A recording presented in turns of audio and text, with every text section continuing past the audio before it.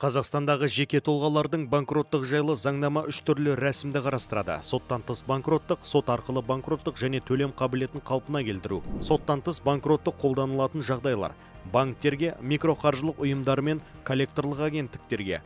Борышының сомасы 1600 айлық есептік көрсеткіштен аспағанда, борышы 12 ай бойы өтелмесе, борышкердің меншігінде мүлік болмаса, қарыз берушімен реттеу процедурасы жүргізілсе, заңда ерекше жағдайлар қарастырылған. Атаулы әлеуметтік көмек алушыларға 12 ай бойы борышы өтелмеді деген санат қолданылмайды. 5 жылдан аса борышы өтелмеген тұлғалардың меншігінің бар жоғы тексерілмейді және берешегінің сомасы бойынша шектеу жоқ. Соттан тыс банкроттыққа egov.kz порталы мен Е-салық азамат және egov мобайл мобильді қосымшаларында өтініш беруге болады. Борышкердің банкроттық жайлы шешім электрондық үкіметтің веб-порталында көрсетіледі. Банкроттықтың салдары: 5 жыл бойы қарыз алуға шектеу қойылады. Екінші рет тек 7 жылдан кейін банкрот болады. Азаматтық қаржылық жағдайы банкроттықтан кейін 3 жыл өткен соң тексеріледі.